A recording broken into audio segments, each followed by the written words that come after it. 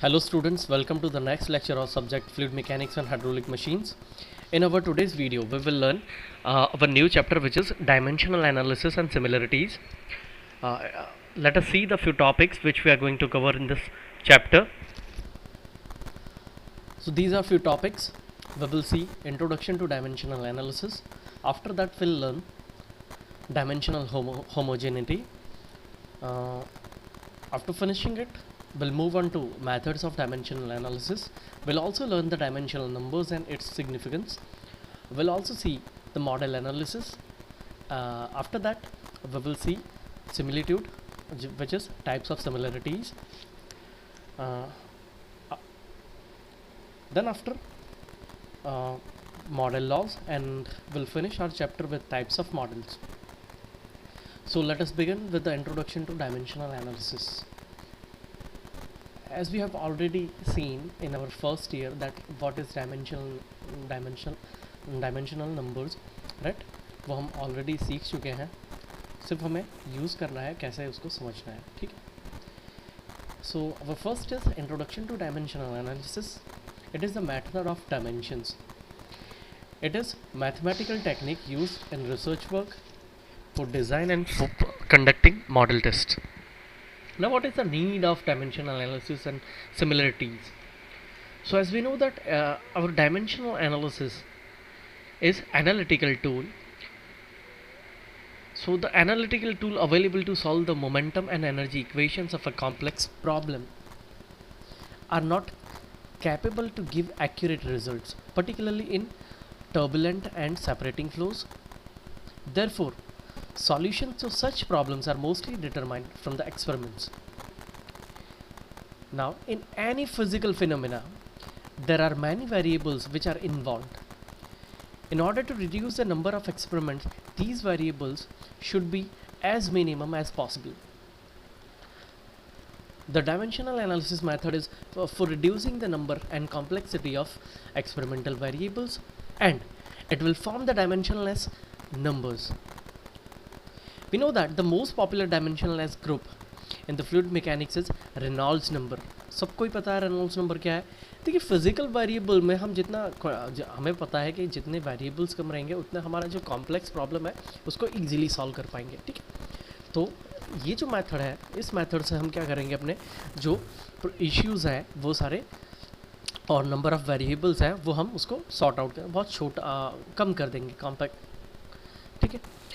Again experimental techniques are quite expensive and time consuming because we need to do number of experiment, right? उसके लिए हमें अलग अलग sources भी चाहिए, हर टाइम रिसोर्स चाहिए, उसके लिए अलग से टाइम स्पेयर करना पड़ता है. So many of the times it is not possible to perform experiments in the laboratory और on actual prototype. So therefore experiments are usually carried out on models. But can we apply the data gathered from the experiment on a model to design of a full-scale device? So this question इस question का answer कौन देने वाला है? तो इस question का answer हमें डायमेंशनल एनालिसिस देगा.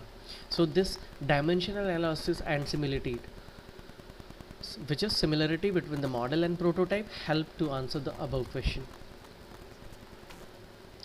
Now we know that हमें पता है कि शिप है, ठीक है, एयरक्राफ्ट हो गया, हमारा डैम हो गया, और बहुत जो बड़ी बड़ी मशीन्स हैं, तो उनको टेस्ट करने के लिए हमें डायरेक्टली उनको बनाना, ठीक है, और उस पर एक्सपेरिमेंट करना, it is not possible.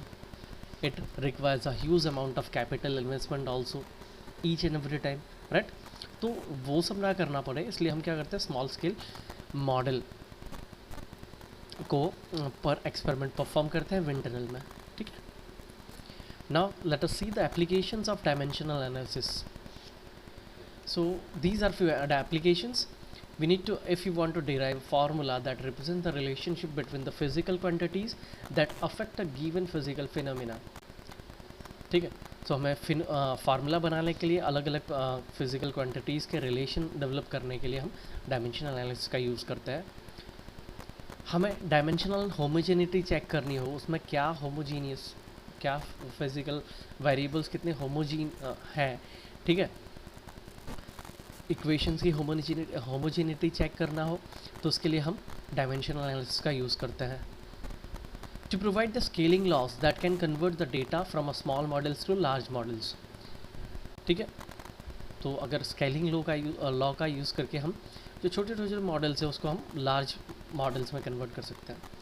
To develop a dimensionless number which is useful to compare the different problems. अलग अलग प्रॉब्लम्स को कंपेयर करने के लिए हम डायमेंशनल एनालिसिस का यूज़ करते हैं. Now let us understand what is dimension and what is unit. So dimension, it is a measure of physical quantity. Height ले लिया, विड्थ ले लिया, ठीक है, इन टर्म्स ऑफ लेंथ हो गया, इन टर्म्स ऑफ एरिया भी हो सकता है. ठीक है, तो मेन जो फंडामेंटल डायमेंशंस है, ठीक है. देखिए डायमेंशन क्या है कि सबसे पहले it is a measure of physical quantity, while a unit is expression a dimension. जैसे लेंथ का एग्जांपल लेते हैं तो लेंथ को हम किस किस यूनिट में रिप्रेजेंट कर सकते हैं, microns, feet, metre, right, etcetera. So these are units. Again dimensions can be classified into two categories, which is fundamental dimensions and derived dimensions. So basically we have three dimensions in fluid mechanics which we are going to use, which is mass, length and time. और अगर हम heat transfer की बात करते हैं तो वहाँ पे हम टेम्परेचर भी ले सकते हैं. ठीक है, so these are fundamental dimensions और प्राइमरी क्वांटिटीज. दूसरा है derived. Derived are those which we are deriving from these fundamental और primary quantities. So these quantities which are expressed in terms of the fundamental quantities are known as derived or secondary quantities. For example, let us consider force. तो force के लिए हमें पता है force is equal to mass into area होता है. mass का dimension. Now what is area? So area is nothing but mass into acceleration होता है. Now what is acceleration? So it is acceleration, yes, it is velocity by time, or you can say that it is length per bit time square. ठीक है,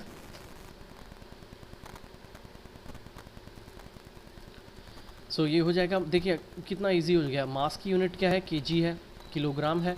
length का unit हमें मिल जाएगा metre, और time का unit है second, तो second square.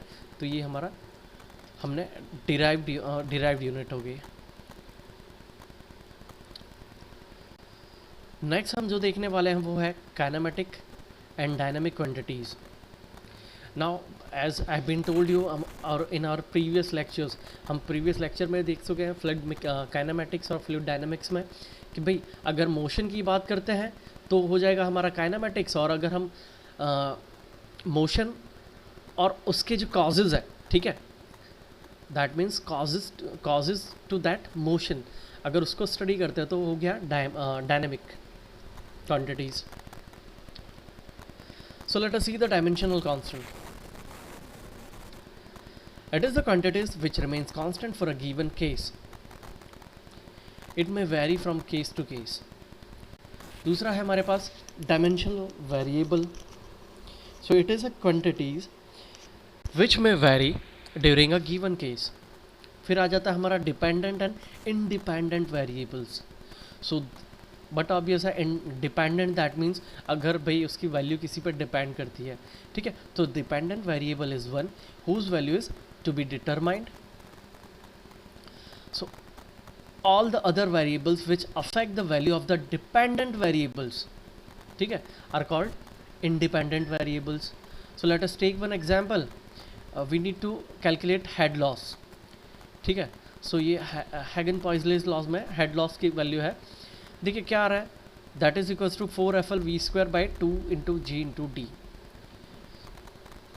तो ये जो HF है वो डिराइव करने के लिए, उसको डिटरमाइन करने के लिए हमें क्या क्या चाहिए, F चाहिए, L चाहिए, V चाहिए, G चाहिए और D चाहिए. ठीक है, so hence this HF is dependent variable, और जो F है, ठीक है, L है, V है, G है और D है, वो कैसे हो गए हमारे इंडिपेंडेंट वेरिएबल्स हो गए.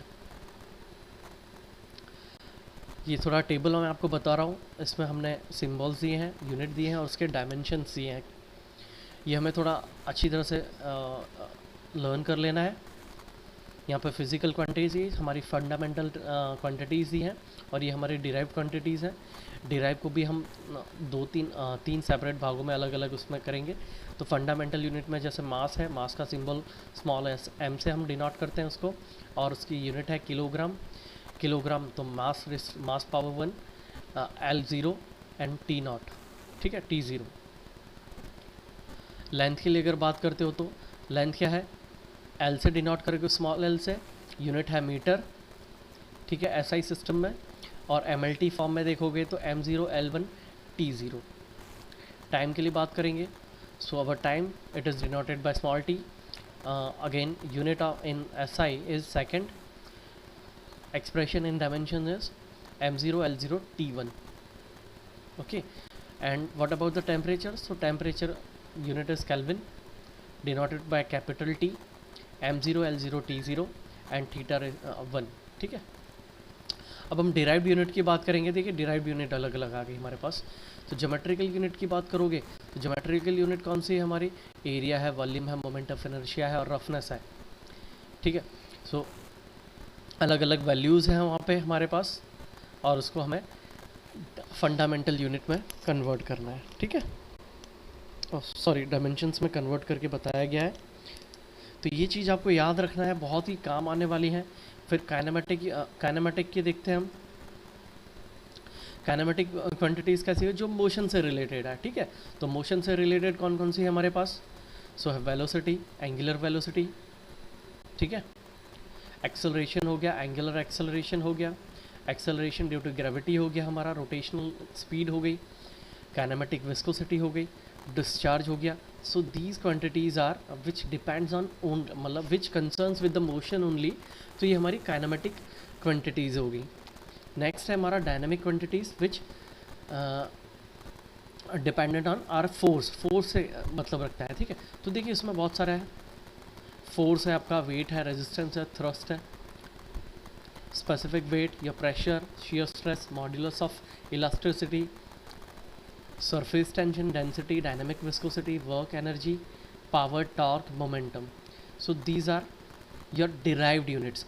देखिए आपको बहुत ही अच्छी तरह से बता देता हूँ कि for this chapter we need to remember all those dimensional quantities. उसकी यूनिट्स हमें अच्छी तरह से पता होना चाहिए, ठीक है।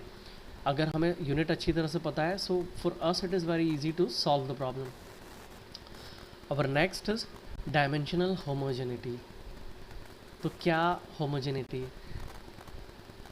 क्या डायमेंशनल होमोजेनिटी, दैट मीन्स हम अगर homogeneous in terms of thermodynamic बात करें तो वो क्या है हमारा भी फिजिकल और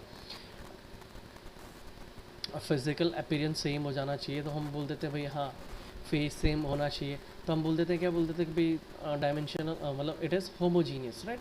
सो डायमेंशनल होमोजेनिटी दैट मीन्स जो भी इक्वेशन है, ठीक है, उसके डायमेंशंस हमेशा कैसे होने चाहिए, सेम रहने चाहिए। So the law of dimensional homogeneity stated as every additive term in an equation must have the same dimensions. So thus if the dimensions of each term on both sides of the equation are same, then the equation is called dimensionally homogeneous equation, ठीक है। तो हमें अगर इस chapters में deal करना है तो we need to remember that वो सारे जो इक्वेशंस हैं, देखिए आप जब भी मैथमेटिकल फार्मूलेशन उठा के देख लेंगे तो सब में डायमेंशनल होमोजीनियस होना ज़रूरी है, ठीक है, तभी आप किसी इक्वेशन को सॉल्व कर पाओगे। Thus the power of the fundamental dimensions MLT on both sides of the equation will be identical for dimensional homogeneous equation. Such equations are independent of system of units. आप ऐसा ही उठा लो, matric उठा लो, कुछ भी उठा लो, ठीक है। अगर आप MLT के फॉर्म में डायमेंशन फंडामेंटल डायमेंशंस के फॉर्म में लिख रहे हो, उसके पावर के फॉर्म में लिख रहे हो, तो वो सब कुछ सेम ही आने वाला है। For example let us consider the equation of velocity. So what is the equation of velocity, हम पहले भी देख चुके हैं, v is equal to √2gh हम देख चुके हैं। Again v is equal to length upon time. अगर दोनों चीज़ को आप उठा के देख लोगे, ठीक है, what is the unit of velocity, velocity का यूनिट मतलब क्या है, लेंथ पर टाइम, ठीक है, और जिसको मीटर पर सेकंड बोलते हैं, ठीक है। सो आप देखोगे तो उसका डायमेंशन फॉर्म क्या है, m0 l1 t-1। अगर रूट टी जी एच को आप सॉल्व करते हो तो देखिए l बाई टी स्क्वायर वो किसके लिए हो गया, ग्रेविटेशनल एक्सेलरेशन के लिए हो गया, अपने हेड के लिए हो गया l, मतलब मीटर में, ठीक है। तो देखिए आपको फिर से सिमिलरिटी में l अपॉन टी आ गया, दैट मीन्स मास की पावर 0, l⁻1 एंड t⁻⁻1। अब आप देखोगे दोनों left hand side and right side कैसे हैं, सेम है। So this equation is dimensionally homogeneous equation. Now let us understand the application of dimensional homogeneity। क्या क्या हेल्प करता है, तो it helps to check the whether equation is dimensionally homogeneous और not, ठीक है। Again if you want to determine the dimensions of physical quantity, किसी unknown quantity का हमें डायमेंशन कैलकुलेट करना है तो हम नोन थ्रू आराम से उसको कैलकुलेट कर लें, कंसिडरिंग कि both steps LHS is equal to RHS same ही है, ठीक है। ऐसा कंसिडर करके हम अननोन क्वांटिटी का डायमेंशंस आराम से कैलकुलेट कर पाएंगे। It helps to convert the unit from one system to another system. देखिए SI से MKS जाना है या फिर दूसरे कोई सिस्टम में जाना है, ठीक है, तो आराम से हम कन्वर्जन कर पाएंगे। To help the dimensional analysis and model testing. अगर मॉडल टेस्टिंग और डायमेंशनल एनालिसिस में हमें ये डायमेंशनल होमोजेनिटी बहुत ही इंपॉर्टेंट है, इसी से हम सॉल्व कर पाएंगे। ओके, नेक्स्ट पार्ट हम अपने नेक्स्ट लेक्चर में देखेंगे। Thank you for watching.